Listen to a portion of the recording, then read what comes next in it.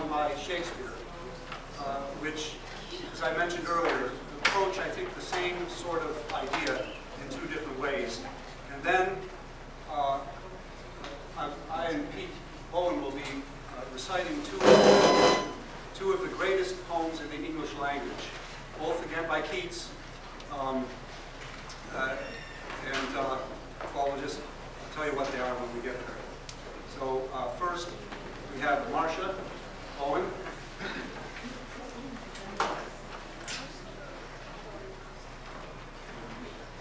To One Who Has Been Long in City Kent by John Keats. To one who has been long in City Kent, it's very sweet to look into the fair and open face of heaven and breathe a prayer full in the smile of the blue firmament. Who is more happy when with heart's content, fatigued he sinks into some pleasant lair of wavy grass and reads a debonair and gentle tale of love and languishment, returning home at evening with an ear catching the notes of Philomel, an eye watching the sailing cloudlet's bright career. He mourns that day so soon has glided by, in like the passage of an angel's tear that falls through this clear ether silently.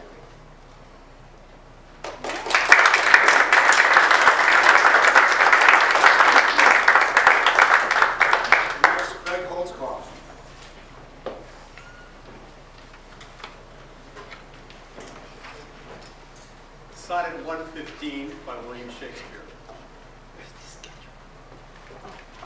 Those lines that I have writ before do lie, even those that said I could not love you dearer. Yet then my judgment knew no reason why my most full flame should afterward burn clearer. But reckoning time, whose millioned accidents creep in twixt vows and change decrees of kings, 10 sacred beauty blunt the sharpest intents, divert strong minds to the course of altering things. Alas, why, fearing of time's tyranny, might I not then say, now I love you best? When I was certain o'er uncertainty, fearing of the, doubting of the future, fearing of, doubting of the present, uncertain of the rest. Love is a babe. Then might I not say so, to give full growth to that which still doth grow? Yeah.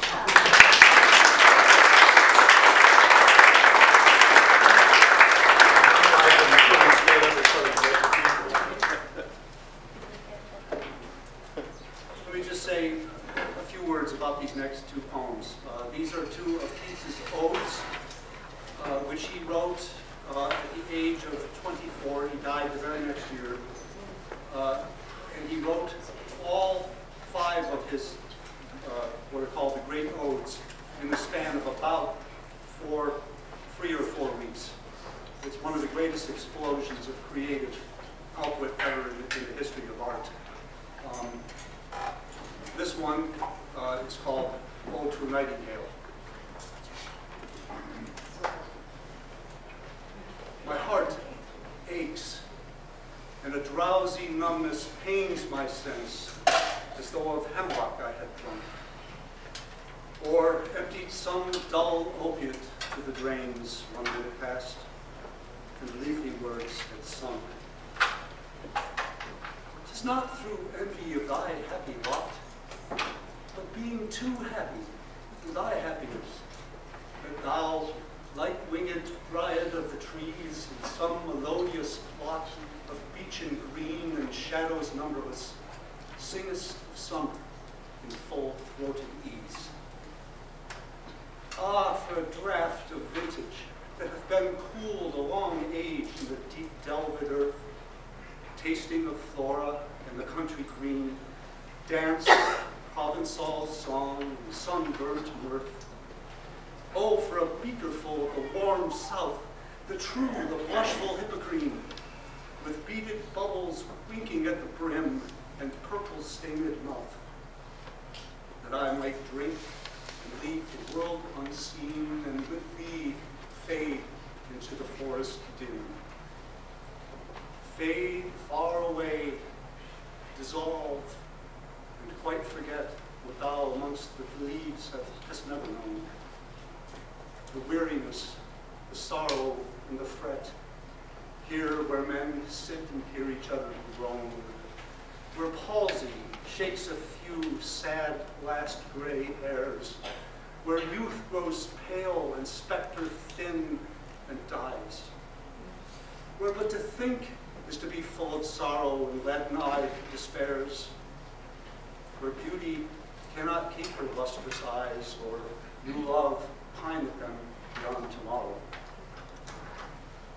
Away, away, for I will fly to thee, not charioted by Bacchus and his pards, but on the viewless wings of poesy, though the dull brain perplexes and retards. Already with you, tender is the night, and haply the queen moon is on her throne, clustered all around by her starry fays. But here there is no light, save what from heaven is with breezes blown through verdurous glooms and winding mossy ways. I cannot tell what flowers are at my feet, nor what soft incense hangs upon the boughs. But in embalmed darkness, guess each sweet wherewith the seasonable month endows the grass thicket and the fruit tree wild, white hawthorn and pastoral eglantine, fast fading violets covered up in leaves, and mid-May's eldest child, the coming musk rose, full of dewy wine, the murmurous haunt of flies on summer eves. Darkling I listen, and for many a time I've been half in love with easeful death, called him soft names in many a mused rhyme, to take into the air my quiet breath. Now more than ever seems it rich to die, to cease upon the midnight with no payment, while thou art pouring forth thy soul abroad in such an ecstasy. Still wouldst thou sing, and I have ears in vain, to thy high requiem become sod. Thou wast not born for death, immortal bird. No hungry generations tread thee down. The voice I hear this passing night was heard in ancient days by emperor and clown. Perhaps the self-same song that found a path through the sad heart of Ruth, when sick for home she stood in tears amid the alien corn. The same that oft times hath opened magic casements, opening on the foam of perilous seas in fairylands forlorn. Forlorn. The very word is like a bell to toll me back from thee to my soul's self. Adieu. The fancy cannot cheat so well as she is famed to do, deceiving elf. Adieu. Adieu, thy plaintive anthem fades past the near meadows, over the still stream, up the hillside, and now 'tis buried deep in the next valley glade. Was it a vision or a waking dream? Fled is that music. Do I wait for sleep?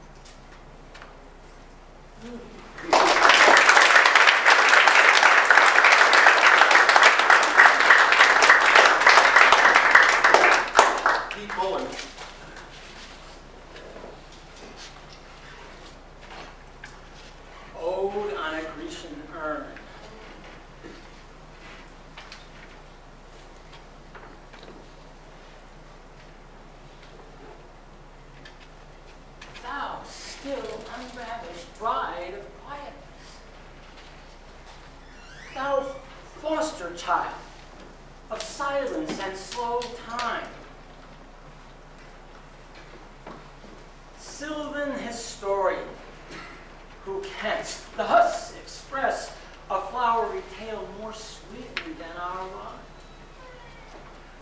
leaf-fringed legend haunts about thy shape, of deities or mortals, or of both, in Tempe or dales of Arcady.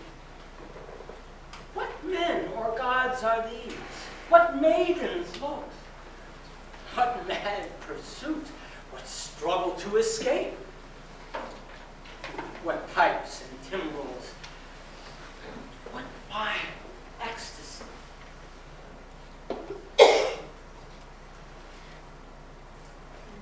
Heard melodies are sweet, but those unheard are sweeter. Therefore, ye soft pipes, play on, not to the sensual ear, but more endeared, pipe to the spirit ditties of no tone. Fair youth, beneath the trees, thou canst not leave thy song, nor ever can those trees be bare. Bold lover, never, never canst thou kiss, though winning near the goal. Yet do not grieve, she cannot fade, though thou hast not thy bliss. Forever wilt thou love, and she be fair. Ah, happy, happy boughs that cannot shed your leaves, nor ever bid the spring adieu. And happy melodist, unwearied, forever piping songs forever new. More happy love, more happy, happy love. Forever warm and still to be enjoyed, forever panting and forever young. All breathing human passion far above, that leaves a heart high, sorrowful and cloyed, a burning forehead and a parching tongue.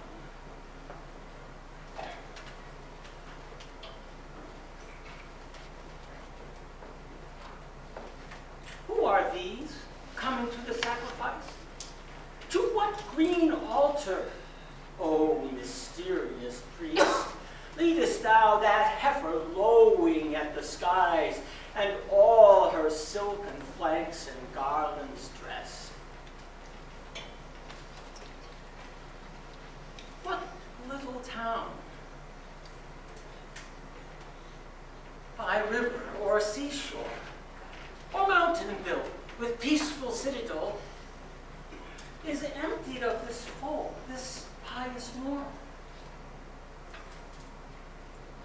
And, little town, thy streets forevermore will silent be, and not a soul to tell why thou art desolate can e'er return.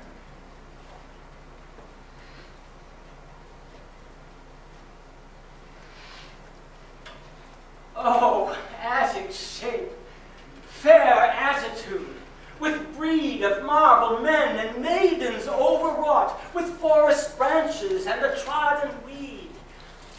Thou, silent form, dost tease us out of thought as dost eternity. Cold, pastoral.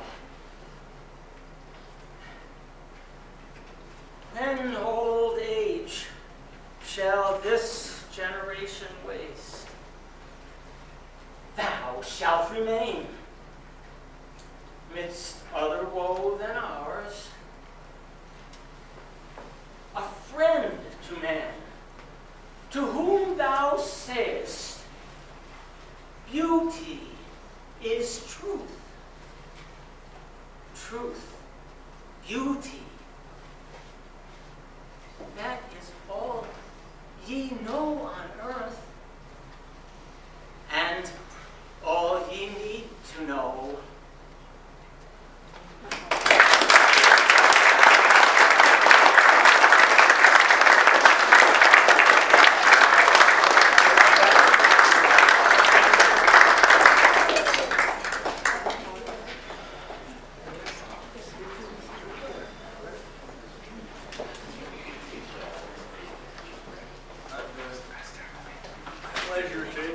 once again, Dorcille Duckins. We're going to now move to the final segment of our afternoon, which I hope you are enjoying. Yeah. And this afternoon, good. And this will be a selection of spirituals, the African American spirituals, which owe so much to the lives of those slaves, those who were enslaved. And we've heard about this battle in history through Wilhelm Tell, among others, in another setting. And owe as well to Dvorak and Brahms. Brahms, who set Der Abend, the first poem of Schiller's that was published to music. But Brahms encouraged Dvorak to come to the United States in 1892, 400 years after Columbus, and set up the New York Conservatory of Music, and took on students, African American former slaves, the sons of slaves, and others of other backgrounds, and began the process of creating at least the germ, the seed, the beginnings of American classical tradition. And so we'll hear from the chorus, directed by Dorcille, pieces arranged by Dvorak's student, Harry Burley, Hal Johnson, William Henry Smith, and also Peter Young. But first, Dorcille, so you want to have an appreciation of Dorcille. Dorcille's a bass baritone, the 8th of 12 children. He graduated from Prairie View A&M University with a Bachelor of Music degree in vocal performance and Master of Music Education. He's a founding member of the Houston Ebony Opera Guild. He's performed many roles as a soloist in opera, from Rigoletto, Puccini, Mozart's Magic Flute, Figaro in The Marriage of Figaro, with the Houston Grand Opera, the Los Angeles Metropolitan Opera, and so on. I take the time to say all this because he deserves to be known.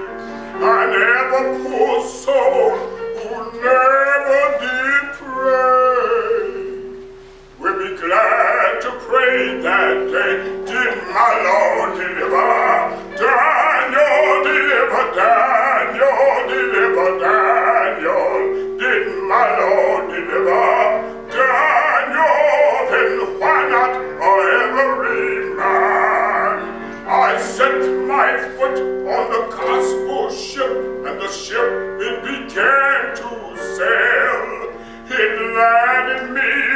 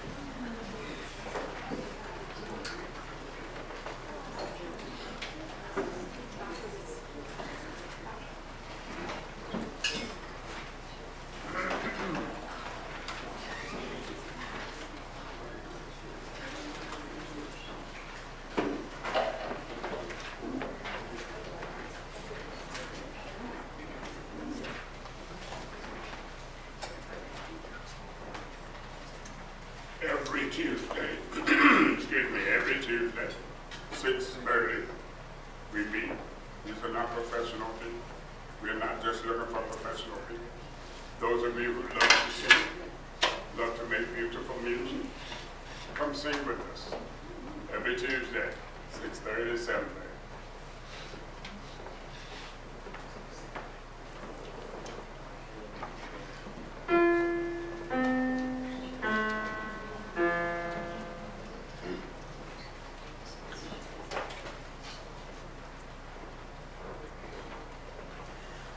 Oh